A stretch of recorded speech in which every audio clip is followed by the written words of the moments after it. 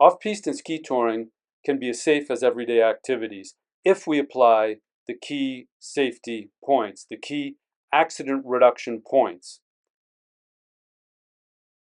Rescue is important because sometimes we can't prevent the accident, but we can greatly reduce the impact that it has on the victims. We can save their lives if we act fast. Here's a short video summary of the pocket guide for self-contained Avalanche Partner Rescue. The full version will be ready in November. Welcome to the Henry's Avalanche Talk Rescue Pocket Guide on video.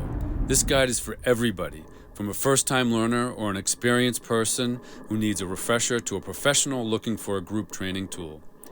It will help you to be able to perform a self-contained partner rescue in 15 minutes or less. Important because when someone is buried, by the time an organized rescue arrives, it's usually too late.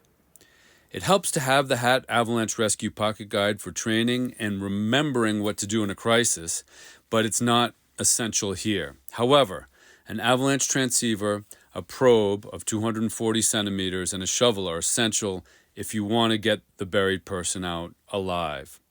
Why 15 minutes? Well, over 75% of avalanche victims die from suffocation, but the vast majority are alive if they are recovered in 15 minutes or less. After 15 minutes, survival chances drop drastically. First 15 minutes, search, probe, dig. Once an avalanche has happened and you think someone might be under, keep yourself safe. If you are exposed to further avalanche danger from above, move to a safe or safer zone. If you're going down to the rescue area, do not go onto slopes above where the victim is buried. This could trigger another avalanche that buries the victim deeper or it could bury people who are trying to rescue the victim.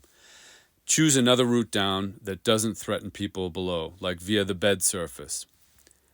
Someone is buried. Everyone switch to search mode. Prepare for search. Choose a leader or your best rescue role if the leader is buried or if you are far from the group.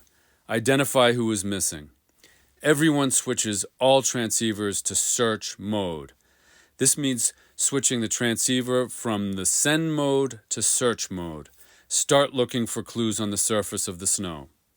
If you are a searcher, turn off your phone and keep it 50 centimeters away from your searching transceiver, or quickly give it to someone who is not searching and will be away from the search area. The searchers go to the place where the victim was last seen above the snow. This is what is called the point last seen. Start search phases. Others in the group, who are not searching, prepare shovels and probes. Keep an eye on the rescuers and monitor for secondary avalanches. Call for help if it won't slow down reaching the victim. Search phases. Search phases, signal search phase. The goal in the signal search phase is to find the signal transmitting or sending from the victim's transceiver while you are on search mode. Move at a quick pace, about the pace of a running, jogging kind of speed, zigzagging across the slope while maintaining no more than 20 meters approximately between switchbacks and 10 meters from the edge of the avalanche debris shown here in the illustration. Leave your skis on if it's not a flat area.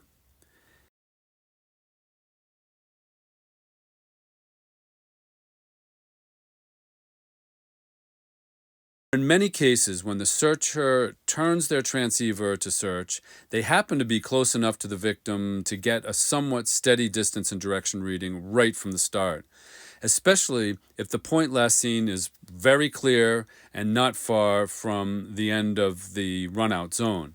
If you get a good distance and direction reading from the start, go right into the course search phase. Keep looking for clues on the surface: skis, poles, gloves, goggles, and sunglasses, and other things. Often a trail of those items leads to where the victim is buried, or they may actually be attached to the victim. Search phases, course search phase.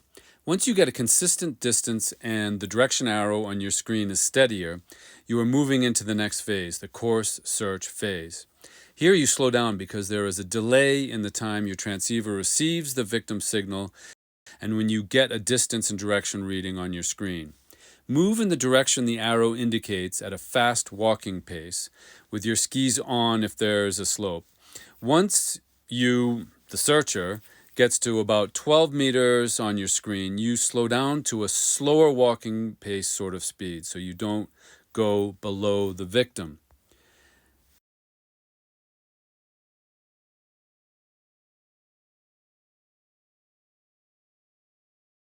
Search phases, fine search phase.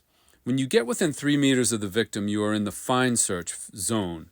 Take your skis off if you still have them on. At this phase, the transceiver will only give you a distance. There will no longer be a direction arrow now. A cross-like symbol will appear on most models. The goal here is to confirm where the victim is not. Keep the transceiver as close to the snow surface as is comfortable while still moving. He or she is inside those points somewhere, approximately under the lowest distance that was shown on your transceiver. This is where you do the first probe. Hopefully someone in your team is ready to start probing already. Probing and digging, probing and digging, probing. Start probing at right angles to the slope, from the lowest distance shown on the transceiver. Keep your gloves on. From this point, insert probe quickly and purposefully at 30 centimeter intervals, moving in a square spiral direction outwards so that you begin to make a series of probe holes that form a sort of grid that grows like an outward spiraling square, like here in the illustration. The square gets larger and larger until you strike the victim. Leave the probe in place at the strike point. Then you start digging. Start by taking one big step downhill from the probe touching the victim. Probing and digging, digging. Top diggers dig on either side of the probe, now upslope of them. Quickly chop debris into chunks, digging towards the victim. Move snow to the sides first, then to the middle once the trench is waist deep. Other diggers take position downslope, one extended shovel length distance below each other. They clear the trench floor and replace top diggers when the top diggers are tired every 3 minutes or so.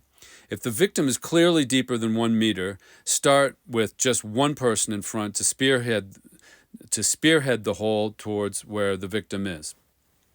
When you get close to the victim, one top digger focuses on carefully exposing a body part and getting to the victim's airway. After 15 minutes, calling mountain rescue. At this point, hopefully you have managed to get to the victim's airway and someone has called the mountain rescue team. Here on the screen are the key points to tell the rescue team.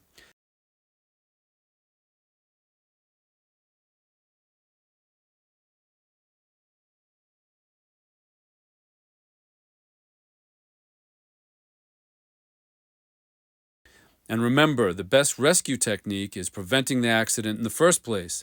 For more info on prevention and making things safer out there so you can have more fun, see you on Henry's Avalanche Talk YouTube channel and on henrysavalanchetalk.com, where safety is freedom.